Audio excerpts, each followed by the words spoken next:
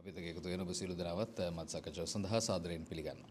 ඉතින් අද අපි සාකච්ඡා කරන්න සූදානම් රටේ මූල්‍යමය තත්ත්වය, ආර්ථික තත්ත්වය සහ ඉදිරි දැක්ම පිළිබඳව. ඉතින් ඒ සඳහා අපි ගෞරවයෙන් ආරාධනා කළා ගරු මුදල් රාජ්‍ය අමාත්‍ය ශේහන් සෙම්සිංහ මහත්මයාට. ඉතින් ගෞරවයෙන් ආරාධනා කරනවා මහත්මයාට මා සාකච්ඡාව ආරම්භ කිරීම සඳහා.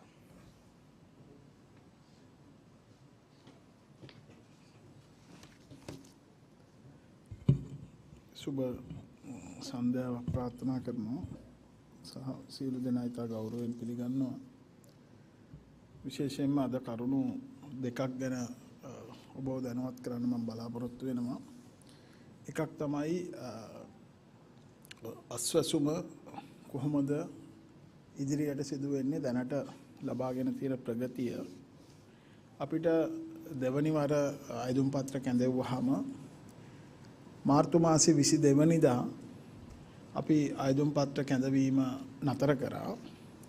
ඒ අනුව ප්‍රාදේශීය ලේකම් කාර්යාලවලට බාර දීපු අයදුම් පත්‍රත් ඇතුළත් කරාට පස්සේ අපි බලාපොරොත්තු වෙනවා අලුතෙන් අයදුම් පත්‍ර ලක්ෂ 4ක ප්‍රමාණයක් අපිට ලැබෙවි කියලා. ඒ ලක්ෂ 4ක අයදුම් පත්‍ර ප්‍රමාණය වෙන්නේ ඔබ දන්නවා ගිය වර්ෂයේදී ලක්ෂ 34ක් අයදුම් කරලා තිබ්බා. ඒ කියන්නේ සමීක්ෂණ වලට ඉදිරිපත් වෙලා තිබ්බා. ඊට අමතරව තවත් ලක්ෂ 4ක ප්‍රමාණයක් මේ සඳහා සමීක්ෂණ වලට ලක් කරන්න රජය බලාපොරොත්තු වෙනවා ඔවුන් විසින් කරලා තියෙන ඉල්ලුම් පත්‍රය ප්‍රකාරව. ඒ අනුව මැයි මාසයේ ඉඳලා මේ පළවෙනි වර අයදුම් කරපු ලක්ෂ 34 නැවත සමීක්ෂණයක් සිදු කරනවා. ඒ වගේම අලුතෙන් ඉල්ලුම් පත්‍ර ඉදිරිපත් කරපු ලක්ෂ 4 සම්පූර්ණ සමීක්ෂණයක් සිදු වෙනවා. මේ කටයුත්ත වාර්ෂිකව සිදුවන වැඩ කටයුත්තක්. ඒ අනුව අපි බලාපොරොත්තු වෙනවා අපේ රටේ වැඩිපුරම සහනාධාර ලබන්න සුදුසු නිවැරදිම කණ්ඩායම තෝරා ගැනීමේ ක්‍රමවේදයට තවදුරටත් ක්‍රමවේදය ශක්තිමත් කරගන්න. ඒ අනුව සමහර අයගේ යම් සැකයක් තියෙනවා අර මුදුකාංගය භාවිතා කරද්දී Tamanට පළවෙනි වර QR කේතයක් ලැබිලා තිබ්බනම් QR කෝඩ් එකක් ඒ අය නැවත ඉල්ලුම් කිරීමේ අවශ්‍යතාවයක් නැහැ. නමුත් අපි සීමාවක් යෙදෙව්වෙත් නැහැ. මොකද ඒ අයට ඉල්ලුම් කිරීමේ අවස්ථාව ලබා දෙන. නමුත් එක තැනකට යද්දී ඒ මුදුකාංගය විසින් ඔහු ලියාපදිංචි වෙච්ච අස්වැසුම ප්‍රතිලාභියෙක් බවට පරිවර්තනය වෙන්න අවශ්‍ය ඉල්ලුම් පත්‍රය ඉදිරිපත් කරපු කෙනෙක් කියලා දැනුම් දෙනවා. එතකොට සමහර අයට හිතුණා එතනින් එහාට එයාට අස්වැසුම ලබා ගැනීමේ ක්‍රමවේදයක් නැහැ. ඒ හින්දා ඉල්ලුම් කිරීමේ යම් කිසි සැක සංකා ඔවුන්ට ඇති වුණා. නමුත් එහෙම තත්ත්වයක් සිදු වෙන්නේ නැහැ. මම මේ කියපු ලක්ෂ 34ම ඒ විදියට QR කේතයක් තියෙන අය පවුල් ලක්ෂ 34ම ඒ පවුල් ලක්ෂ 34ම නැවත සමීක්ෂණයක් කිරීම සිදු වේවි. ඒ අතරතුර ඒ අයගේ දත්ත වෙනස් වෙලා තියෙන්න පුළුවන්. ඒ අයට පුළුවන් තමන් ළඟට එන රාජ්‍ය නිලධාරියාට ඒ දත්ත වෙනස් වීමක් සිදු වෙලා තියෙනවා නම් ඒ දත්ත වෙනස් වීම තහවුරු කරලා දෙන්න පුළුවන්කමක් තියෙනවා. ඒ හින්දා කිසිම කෙනෙකුට අසාධාරණයක් ඒ අවස්ථාවේ සිදු වෙන්නේ නැහැ. ඊළඟට මේ ලක්ෂ 4 අලුතෙන්ම සමීක්ෂණයක් සිදු කරන්න රජය කටයුතු කරනවා. ඒ අනුව අපි බලාපොරොත්තු වෙනවා ජූලි මාසයේ ඉඳලා නැවත අස්වැසුම දෙවනි වටය සඳහා අදාළ ගෙවීම් සිදු කිරීම ආරම්භ කරන්න. ඒ අනුව ගෙවීම් සිදු කරද්දී එය පවුල් එකක ලක්ෂ 24ක් දක්වා වැඩි කරන්න අවශ්‍ය අනුමැතිය මේ වෙනකොට අපි පාර්ලිමේන්තුවෙන් ලබා ගන්න බලාපොරොත්තු වෙනවා. විශේෂයෙන්ම තව එක කාරණයක් ඇති වෙන්න පුළුවන්. ඒක තමයි අපි පෙබරවාරි මාසයේ ගැසට් නිවේදනයක් පළ කරා. ඒ ගැසට් නිවේදනය අනුව ඒ ගැසට් නිවේදනය පළ කරන්න ප්‍රධාන හේතුව වුණේ විවිධ තැන්වලින් ලබා දීපු තොරතුරු පාර්ලිමේන්තුව විසින් ඉදිරිපත් කරපු තොරතුරු සලකලා අපි ප්‍රතිලාභීන් සංඛ්‍යාව ලක්ෂ 24ක් දක්වා පවුල් එකක ලක්ෂ 24ක් දක්වා වැඩි කරලා තියෙනවා. ඒ අනුව දැනට ප්‍රතිලාභ ගෙවීම් සිදුවන කාණ්ඩ අතරින් කාණ්ඩ දෙකකට ජනවාරි මාසයේ ඉඳලා එක කාණ්ඩයකට ජනවාරි මාසයේ ඒ කියන්නේ ගිය අවුරුද්දේ දෙසැම්බර් 31 වෙනිදා දක්වා කරපු ගෙවීම නතර වෙනවා. ඊළඟ කාණ්ඩයට මාර්තු 31 දක්වා කරපු ගෙවීම නතර වෙනවා. නමුත් එයාට එසේ සිදු නොවෙන්න අවශ්‍ය මේ ගැසට් පත්‍රය මේ වෙනකොට පළ කරලා තියෙනවා. ඒ අනුව පාර්ලිමේන්තුව අනුමැතිය අපි ලබා ගත්තට පස්සේ අපි බලාපොරොත්තු වෙනවා අප්‍රේල් මාසයේ අන්තිම සතියේ පාර්ලිමේන්තුව නැවත රැස් වුණාට පස්සේ ඒ සඳහා රාජ්‍ය මුදල් කාර්ක සභාවේ අනුමැතිය ලබාගෙන පාර්ලිමේන්තුවේ අනුමැතිය ලබා ගන්න. ඒ අනුව ඔවුන්ට අර නැවතිච්ච දාපටන් ඒ කියන්නේ අවදානමට ලක් වූ කාණ්ඩයත් සංක්‍රාන්තික කාණ්ඩයටත් ජනවාරි මාසයේ ඉඳලා මේ ගෙවීම් සිදු කරන්න අපි වැඩ කටයුතු කරනවා. ඒ අනුව 2500ක දීමනාවක් ලැබපු කාණ්ඩය රුපියල් 5000ක දීමනාවක් ලබන කාණ්ඩයක් බවට පරිවර්තනය වෙනවා. ඒ අය 2024 දෙසැම්බර් මාසේ 31 වෙනිදා දක්වා මේ ගෙවීම් කරන්න අවශ්‍ය වැඩ කටයුතු සඳහා අවශ්‍ය සංශෝධනය තමයි මේ ඉදිරිපත් කරලා තියෙන්නේ. ඉතින් මම හිතන්නේ කිසිම කෙනෙකුට අසාධාරණයක් නොවෙන්න වැඩ කටයුතු අස්වැසුම තුළ සිදු වේවි. නමුත් අපි දන්නවා වැරදි තොරතුරු ලබා දීම තුළ ප්‍රතිලාභ ලබා ගන්න කාණ්ඩ ඉන්නවා. ඒ අය පිළිබඳව අපි විශේෂ අවධානය යොමු කරලා තියෙනවා.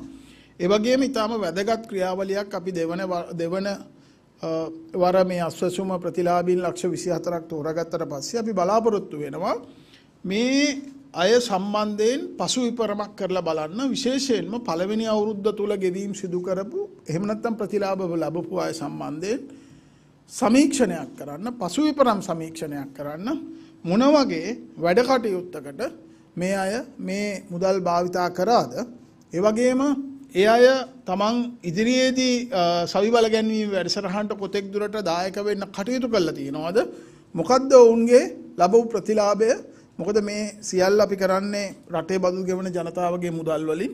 එහෙනම් නිවැරදිම කාණ්ඩය තෝරගෙන නිවැරදිම අවශ්‍යතාවය වෙනුවෙන් යොමු කිරීම ඉතාම වැදගත්. මම හිතනවා මේ ගෙවීම් සිදු කරනවා හා සමානම ඉතාම වැදගත් කාරණය වෙන්නේ මේ පසු විපරම් සමීක්ෂණය තුළ මොකද්ද අපි තවදුරටත් ශක්තිමත් කරගිය යුතු තැන් තියෙනවා නම් ඒ පිළිබඳව අවධානය යොමු කරන්න. ඉතින් ඒ කටයුත්ත අස්වැසුම හරහා සිදු කරන්න අපි බලාපොරොත්තු වෙනවා. ඒ වෙනකොට ඒ වගේම මේ වෙනකොටම වහුගඩු රෝගී දීමනාව ලබන, ඒ වගේම වැඩිහිටි දීමනාව ලබන, ඒ වගේම ආබාධ දීමනාව ලබන මේ අය පිළිබඳවත් මේ පුරවැසියන් පිළිබඳවත් තොරතුරු අපේ දත්ත පද්ධතියට ඇතුළත් කරන්න කටයුතු කරනවා. ඒ අනුව ඉදිරියේදී ඔවුන්ටත් අපහසුතාවයක් ඇති නොවන ආකාරයට ඔවුන්ට මුදල් ලබා ගන්න පුළුවන් ඍජුව ඔවුන්ගේ ගිණුම් වලට මුදල් බැර කිරීමේ ක්‍රමවේදයට ගමන් කරන්න සුබසාධක ප්‍රතිලාභ මණ්ඩලය කටයුතු කරමින් ඉන්නවා. ඉතින් මම හිතනවා අපිට තවදුරටත් අපි විශේෂයෙන් ස්තුතිවන්ත වෙනවා මේ වැඩ කටයුත්ත සිදු කරද්දී අපිට සහයෝගය දක්වපු රාජ්‍ය නිලධාරීන් වගේම මේ තිබෙන වැඩසටහන තවදුරටත් ශක්තිමත් කර ගැනීම සම්බන්ධයෙන්, මොකද මම නිරන්තරයෙන්ම කිව්වා අවුරුදු 28කට පස්සේ තමයි විනිවිදභාවයක් තියෙන ක්‍රමවේදයක් හඳුන්වලා දීලා තියෙන්නේ. තවදුරටත් ශක්තිමත් කර ගැනීම සම්බන්ධයෙන් අපිට තොරතුරු ලබා දීපු විවිධ අදහස් ලබා දීපු අයට, මොකද මේ සියල්ල පාවිච්චි කළා තමයි අපි වඩා ක්‍රමවත් සුදුසු නිවැරදිම කාණ්ඩය තෝරා ගැනීම සඳහා කටයුතු කළා තියෙනවා. ඊළඟට රටක් හැටියට ගත්තොත් අපේ රටේ ආර්ථිකය ඔබ දන්නවා කාර්තු 6කට පස්සේ 2023 තුන්වෙනි කාර්තුවත් හතරවෙනි කාර්තුව තුලත් ආර්ථිකයේ ප්‍රසාරණයක් වෙන්න පටන් ගත්තා. කාර්තු 6ක් එක දිගට ඍණ ආර්ථික වර්ධන වේගයක් තිබ්බ රටක් 2023 තුන්වෙනි කාර්තුවෙත් 23 හතරවෙනි කාර්තුව තුලත් විශේෂයෙන්ම හතරවෙනි කාර්තුව තුල කැපිපේන 4.5ක වර්ධනයක් අපිට ළඟා කරගන්න පුළුවන් වුණා. මේ ළඟා කරගත්තේ ජනාධිපතිතුමා සහ රජය ජාත්‍යන්තර මූල්‍ය අරමුදලත් එක්ක, ඒ වගේම අනිකුත් ජාත්‍යන්තර මූල්‍ය පහසුකම් ලබා දෙන ආයතන, ලෝක බැංකුව, ආසියානු සංවර්ධන බැංකුව වගේ අනික් පැත්තෙන් අපේ ණය හිමියන් එක්ක මේ සියලු දෙනා එක්ක අත්වල බැඳගෙන කටයුතු කරන්න පුළුවන් පිළිගත් ක්‍රමවේදයකට රටේ පාලනය සහ මූල්‍ය පාලනය ගමන් කරවීම තුළ ඒ තුළ අපි පිළිගන්නවා ජනතාවට කෙටි කාලීනව අපහසුතා පැමිණියා.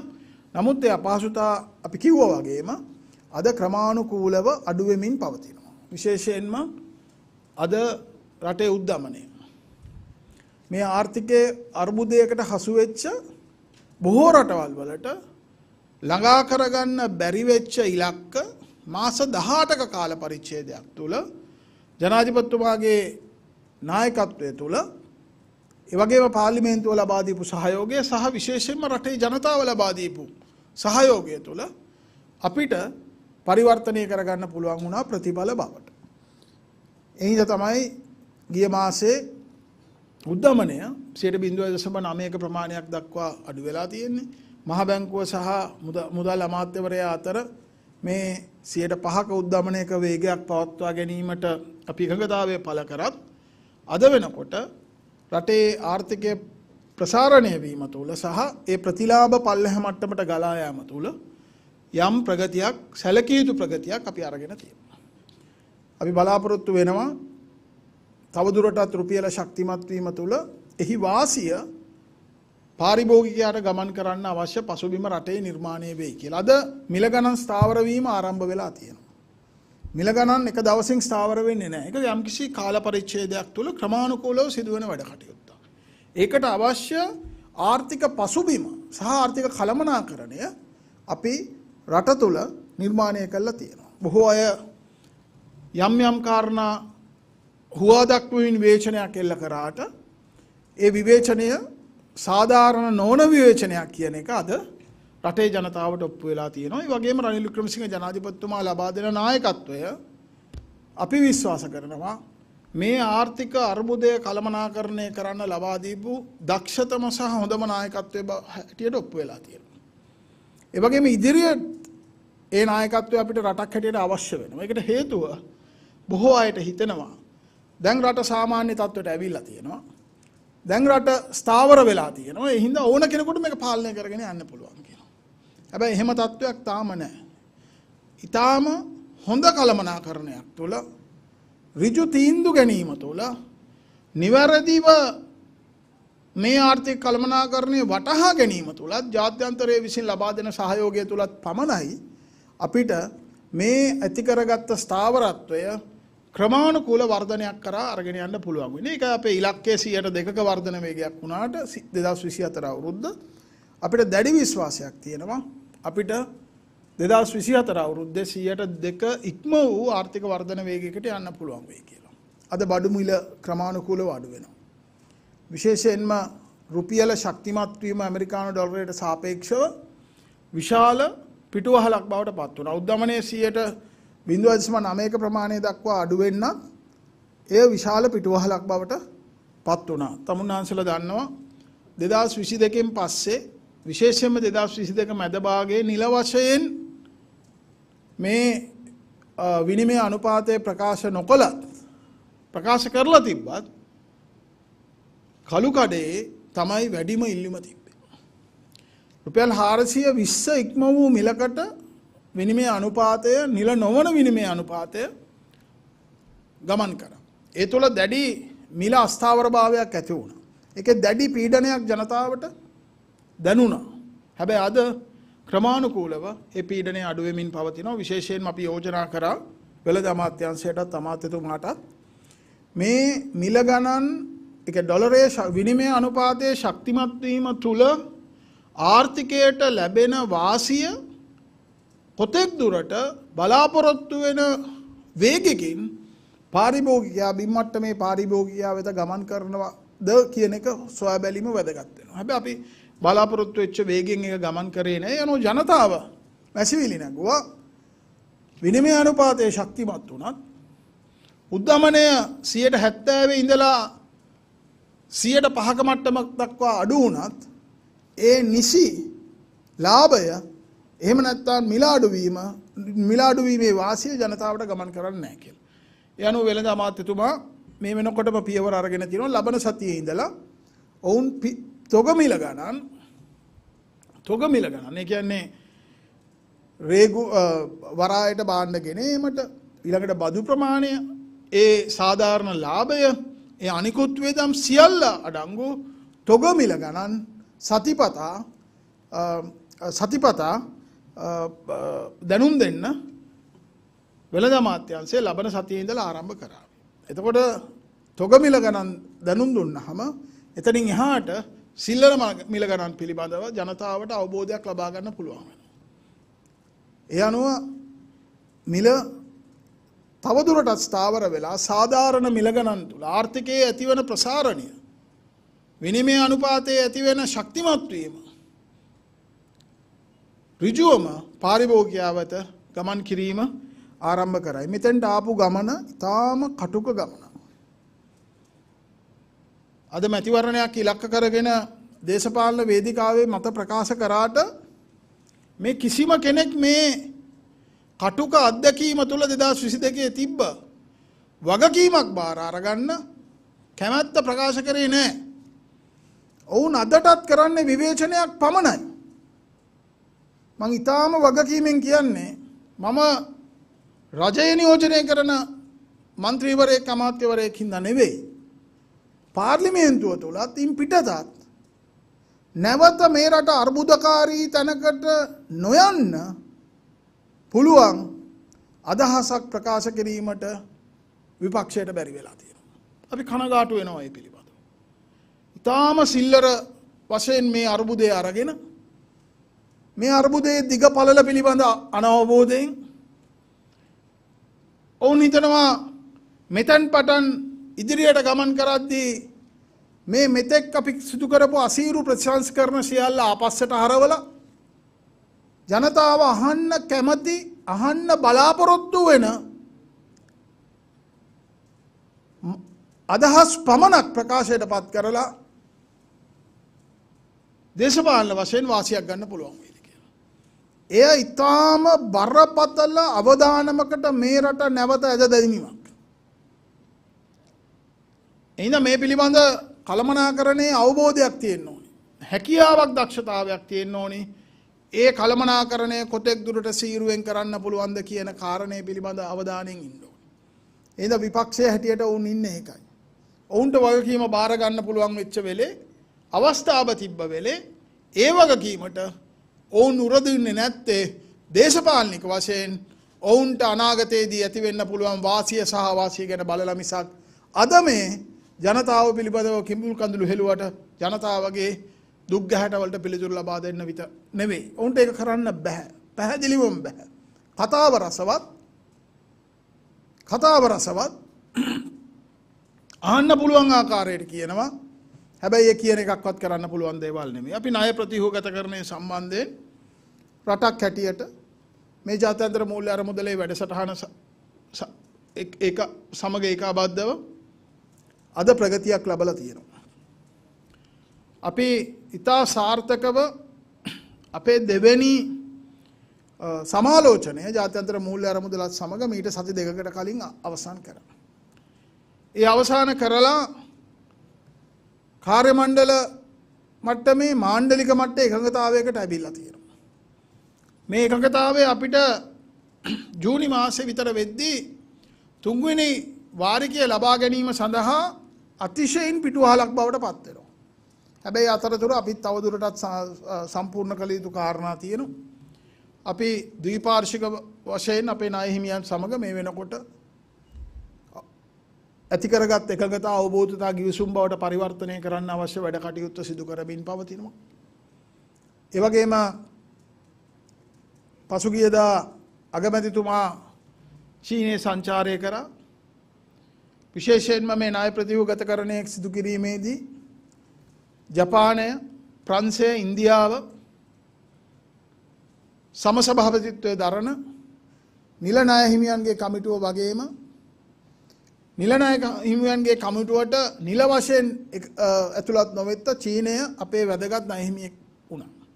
මේ වෙනකොට අර නිල ණය හිමි කමිටුවත් ණය හිමියන්ගේ කමිටුවත් ඒ වගේම පැරිස් ක්ලබ් සෙක්‍රටේරියට් එකත් මේ එකගතා අවබෝධතා ගිවිසුම් බවට පරිවර්තනය කරන්න අවශ්‍ය වැඩ කටයුතු සිදු කරමින් පවතිනවා. ඒ වගේම චීනයත් ණය ප්‍රතිව්‍යුහගතකරණය සඳහා අවශ්‍ය සහයෝගය ලබා දෙන්න සූදානමින් සිටින බව නැවත වාරයක්. ඒ කියන්නේ අපි මේ අගමැතිතුමා සහ චීන ජනාධිපතිතුමා අතර පැවති සාකච්ඡාව තුළදී ඉතා පැහැදිලිව ඔවුන් ප්‍රකාශ කරා ශ්‍රී ලංකාව ආර්ථිකමය වශයෙන් ඉදිරියට යෑම සහ ණය ප්‍රතිහෝගතකරණය කිරීමේ වැඩසටහන අවසන් කිරීමට චීනය සහයෝගය දෙන බවත් ඒ සඳහා ජාත්‍යන්තර මූල්‍ය අරමුදලත් සමග ඒකාබද්ධව කටයුතු කිරීමට අවශ්‍ය වැඩ කටයුතු සිදු කරන බවත් අගමැතිතුමාට චීනයේ ජනාධිපතිතුමා විසින් දැනුම් දුන්නා. ඒ අනුව අපි අපේ පෞද්ගලික ණය හිමියන් සමග සාකච්ඡා අපේ මූල්‍ය උපදේශකයන් සහ ඔවුන්ගේ මූල්‍ය උපදේශකයන් අතර සිදුවෙමින් පවතිනවා. අනිකුත් ණය හිමියන් සමග කරන සාකච්ඡා වගේම අපි හිතනවා අපිට ජූනි මාසෙ වෙද්දී ජාත්‍යන්තර මූල්‍ය අරමුදලේ විධායක මණ්ඩලයේ අනුමැතිය ලබා ගැනීම සඳහා අපිට ණය ප්‍රතිහෝගතකරණය සඳහා අවශ්‍ය අනුමැතීන් ලබා ගන්න පුළුවන් වේවි කියලා. ඒ අනුව ඉදිරියට තවදුරටත් ආර්ථිකය ශක්තිමත් වෙනවා. දැනට නැවතිලා තියෙන ව්‍යාපෘති ආරම්භ වෙනවා. දැන් මේ වෙනකොට ප්‍රාදේශීය සංවර්ධනය වෙනුවෙන් අපි යොමු කරපු මුදල් ඒ වගේම සමහර ව්‍යාපෘති ආරම්භ වෙලා ඉදිරියට යනවා. ඒ තුලත් ආර්ථිකයට අවශ්‍ය ශක්තිය දැනෙමින් පවතිනවා. ඒ හින්දා ආර්ථිකමය වශයෙන් රට වර්ධනයක් කරාගෙන යන්න අවශ්‍ය ශක්තිමත් ආර්ථිකයක් කරාගෙන යන්න අවශ්‍ය වාතාවරණය රනිල් වික්‍රමසිංහ ජනාධිපතිතුමා ප්‍රමුඛ රජය සකස් කරලා ඒකේ ප්‍රතිලාභ මාස 16ක් විතර ගියාට පස්සේ ජනතාවට ලැබෙමින් පවතිනවා. මේ උත්සව සමය තුල අපි බලාපොරොත්තු වෙනවා ආර්ථික ක්‍රියාකාරකම් තව වැඩියෙන් සිදු වේවි. ඊට පස්සේ වෙසක් සමය, පොසොන් සමය, ඒ වගේම රාමසාන උත්සව සමය, ඊළඟට අපේ රටේ නත්තල් සමය මේ ආදී සියලු උත්සව ජනතාවට සතුටෙන් සමරන්න පුළුවන් අවස්ථාවක් අද රජය නිර්මාණය කළා තියෙනවා. ඉතින් මම හිතනවා දේශපාලන වශයෙන් මොන ආකාරයේ විවේචන එල්ල වුණත් නිවැරදිව ආර්ථිකය කළමනාකරණය කිරීමේ වගකීම රනිල් වික්‍රමසිංහ ජනාධිපතිතුමා සහ රජය ඉටු කරලා තියෙනවා. ඉතින් එතනදී අපි බලාපොරොත්තු වෙන්නේ තවදුරටත් ආර්ථිකය ශක්තිමත් කිරීම සහ එහි ප්‍රතිලාභ වේගවත්ව තවදුරටත් ජනතාවට ගලා යාමට කටයුතු කිරීම. ඔබතුමාට වෙන පැහැදිලි කිරීමක් අවශ්‍ය නම් ප්‍රශ්නයක් අහුවොත් උත්තර දෙන්න පුළුවන්. Minister, sorry, may I ask a question, please? Could you give us an idea of what is happening with the debt talks with the bondholders in London? And also, is there a timeline with MOU and also the agreement with China Exim Bank? Is there an indication of when these agreements will be signed, please? I cannot exactly indicate a timeline, but we want to finalize debt resolution within the second quarter. And it is very important for Sri Lanka to finalize the debt resolution, because for us to our case to be presented to the board, completion of the debt resolution is very important. Already with certain creditors we have reached agreements in principle. Now we are in the process of converting that or translating that into the MOUs. The discussions with the private bondholders as well as with commercial creditors and also with the bilateral creditors to finalize the resolutions are going on, as you know. The advisors are engaging positively, the authorities are engaging. So let us see, we'll be able to hopefully give a good news before we conclude the second quarter. That is the benchmark we have. I'm quite optimistic that we will come into a debt resolution quite soon. Minister, how do you see the election playing a role in the debt restructuring? Because more the dragging of debt restructuring will have an impact, or the election will have an impact on the debt restructuring. No, there is no dragging of it. The timelines, basically we were looking at the second review to conclude. So reaching a staff level agreement at the conclusion of the review was very important. We have reached that. If you see the first conclusion of the first review, we could not reach a staff level agreement. It took, I think, almost a month or so for us to reach a staff level agreement. But here we have reached a staff level agreement. So we think, as I said, the second quarter would be, this quarter would be a very important quarter for us, because we are looking at concluding our resolutions. So once we do that, we should be able to have access to the third tranche of $337 million. What about the debt restructuring with the private No, bond? the engagements are going on. Once it is concluded, you will get to know the details. Until such time, I'm not in a position to talk about it. Yeah, but do you see uncertainty because of the elections? Because once there are changes in the government or the leader. But do you think there will be No, I election don't by know. June? I can't say that, but Yeah. how do you see that? I don't know. The president has not announced that the elections are going to be in June. So I don't think, if you see, there is no political uncertainty in the country. There is no political uncertainty in the country. I know the opposition wants to, create a perception among the creditors that there is political uncertainty in the country. Can you tell me a single reason why we should give the message that there is political uncertainty in the country?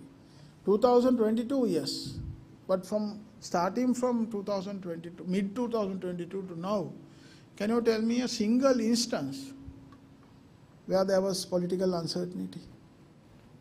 There is financial stability in the country. The financial sector has all the confidence in the reform agenda, and we have started bearing fruit on the reforms what we took forward. So the president has already indicated his view on the economic transformation law, which will be introduced hopefully by May, where we will comply all the reforms into one single legislation to ensure that the country will proceed on the correct path.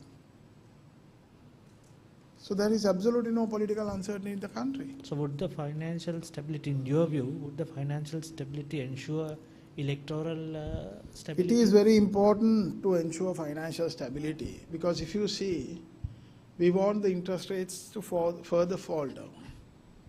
But if there is uncertainty, the tendency of interest rates increasing is more than further coming down. So that's very important to perceive this positive momentum and continue with the positive momentum. Unfortunately, the opposition has no view on the economy. Unfortunately, I have to say that. Because you can have your own explanations, but that explanation or the way forward has to be accepted by the rest of the world. So how they propose and what they propose, I think, has become immaterial and irrelevant at the moment, because it doesn't fit into this reform agenda, and they are talking of a change to the reform agenda, which there is no way for a change in the reform agenda. So moment we stabilize, moment we strengthen, enhance growth, then only we can further negotiate on what are the future changes that we should go into. Until such time, however much the opposition say that if they come into power that they will look at a change in the IMF program, there is absolutely no way of changing the IMF program. If they try to change, the country will not have a future for over 4 weeks. Minister, the bondholders had earlier said there was no direct engagement and only the advisors were talking, and President said that actually the Governor and Treasury Secretary will go to London. So what is the outcome of the first round? Is it concluded? It's still going on? I'm not in a position to talk about the outcomes. But even though there were a lot of media reports saying that the authorities and the advisors are not engaging, that I think at that point itself we said that we denied that information which was published. Throughout we knew how important are bilateral creditors, commercial creditors and private bondholders to come into a debt resolution, because we can't leave out a single party and come into a complete debt resolution. So we knew how important it is. But we always had planned it in a such way. We had the DDO completed first. We had the agreements in principle with the bilateral creditors. Then we started engaging with our commercial and bondholders. The advisors of bondholders as well as our advisors were engaging. So I think once we reach conclusions, you will get to know, but until such time, I don't think it is appropriate for us to talk about the negotiations with the advisors. So but we are optimistic that we will come out with a positive outcome. ගරු ඇමතුමනි අපි දැක්ක දැන් ඔබතුමන් පැහැදිලි කිරීමක් කළා දැන් දෙවනි වාරිකයේ සුබ පණිවිඩයක් ලැබිලා තියෙනවා තුන්වෙනි වාරිකයේ සුබ පණිවිඩයක් ලැබිලා තියෙනවා කියලා. හැබැයි ලැබෙමින් පවතිනවා කියලා. හැබැයි ඉතින් විපක්ෂයෙන් කාරණාවන් මතුවෙනවා මේ අපි බලයට ආවහම මේ දැන් මේ රජය විසින් අරන් තියෙන ජනතා හිතවාදී තීන්දුව తీරන නෙමෙයි. හැබැයි අපි ආවන් පස්සේ අපේ තීරණ ඉදිරිපත් කරනවා මෙහෙම කියලා. හැබැයි අපි දන්න විදිහට ජාත්‍යන්තර මූල්‍ය අරමුදල ගණනදිනු කරන්නේ රජයක් එක්ක. මේ විදිහට වෙනස්කම් කරන්න පුළුවන් වේද අනාගතයේදී? අතරම විපක්ෂයක් හැටියටත් ජාත්‍යන්තර මූල්‍ය අරමුදලේ නියෝජිතයන් සමග සාකච්ඡා කිරීම පිළිබඳව අපි ඍණාත්මකව බලන්නේ රජය හැටියට. ඒක හොඳයි. එහින්ද අපි සම්බන්ධයක් නැතුව ඒ සාකච්ඡා සිදු වෙලා තියෙනවා. නමුත් මම එකක් කියන්න ඕනේ. පළවෙනි ඔබ කියපු මේ කාරණාව එයාලා આવොත් වෙනස් කරනවා. එයාලා આવොත් මීට වඩා හොඳ ප්‍රතිඵලයක් ලබා ගන්න පුළුවන්. ඒ අවස්ථාව තිබ්බා. 2022 මම නැවතත් කියනවා රනිල් වික්‍රමසිංහ ජනාධිපතිතුමාට නෙවෙයි ගෝඨාභය රාජපක්ෂ ජනාධිපතිතුමා ඉස්සෙල්ලා රට බාර ගන්න කිව්වේ. ඒ අවස්ථාවේදී රට බාර ගන්න කියපු අය බාරගත්ත නම් පැනලා දුවන්නේ නැතුව. දැන් බලයට ආවොත් මේව කරනවා කියලා කියන අයට ඒ අවස්ථාවේ ස්වේච්ඡාවෙන් කියන්න තිබ්බා අපිට දෙන්න බලය අපි රට පාලනය කරලා පෙන්නන්නම් කියලා. ඒ දෙකෙන්ම පැනලා ගියපු අය දැන් මැතිවරණ වේදිකාවකට ඇවිල්ලා කියනවා මැතිවරණ ප්‍රකාශ වෙලා නොතිබ්බා දේශපාලන වේදිකාවකට ඇවිල්ලා කියනවා අපිට තිබ්බනම් අපි මීට වඩා හොඳට කරනවා කියලා. ඉතින් අවස්ථාව තිබ්බා කරේ නැහැ. අවස්ථාව ගන්න වෙලාවක් තිබ්බා ගත්තේ නැහැ. ඒ ඔක්කොගෙම පැනලා ගියා. හැබැයි මේ කියන ආර්ථිකය පිළිබඳ කරන විග්‍රහය විපක්ෂය මේ මහ පොළවේ ඇති වෙලා තියෙන යථාර්ථය තව දරුණු තැනකට තල්ලු කරන්න හේතු වෙනවා මිසක් හොඳ තැනකට ගෙනියන්න හේතු වෙන්නේ නැහැ. ඒකට හේතුව ඒ අයට හිතෙනවා දැන් මේ ගිනි ජංජාලවක තිබ්බ රටක් රනිල් වික්‍රමසිංහ ජනාධිපතිතුමා ඇවිල්ලා මාස 18ක කාලයක් තුල අලුත් ආර්ථිකයක් අලුත් රටක් වෙන පරිවර්තනය වෙලා තියෙනවා. තව අපිට ගමන් කළ යුතු ගොඩක් දුරක් තියෙනවා. දැන් මෙතන ඉඳලා අපි ගත්තොත් අපිට කරන්න පුළුවන් වෙයි කියලා එයාලා හිතනවා. හැබැයි එයාලට එහෙම ගන්න වැඩපිළිවෙලකුත් නැහැ. අරගෙන කරන්න වැඩපිළිවෙලකුත් නැහැ. කරන්න පුළුවන් එකම මේ කියන වැඩපිළිවෙල තුල මට හැඟෙන්නේ එකම දෙයයි. ඒ රට ආපස්සට අරගෙන යෑමක් 2022කට වඩා දරුණු තැනකට ගෙන යෑමක් රට අපි මාස 18කින් නැවත ආර්ථික මේ වශයෙන් ස්ථාවර වුණා වර්ධනයක් වෙත පැමිණියා. හැබැයි විපක්ෂය ඔය කියන කාරණාවලදී නැවත කඩාවැටීමක් අනිවාර්යයෙන්ම සිදු වෙනවා. එසේ කඩාවැටීමක් සිදු වුණොත් නැවත නැගිටීමක් සිදු වෙන්නේ අවුරුදු 12කට 15කට පස්සේ කියන එක කවුරුත් අමතක කරන්න හොඳ නැහැ. හින්දා මේ විපක්ෂය හුදෙක් දේශපාලනික වශයෙන් තමන්ගේ ජනප්‍රියතාවය අරගෙන යන්න තියාගන්න කරන වැඩසටහනක් මිසක් වැඩපිළිවෙලක් වුන්ට නැහැ.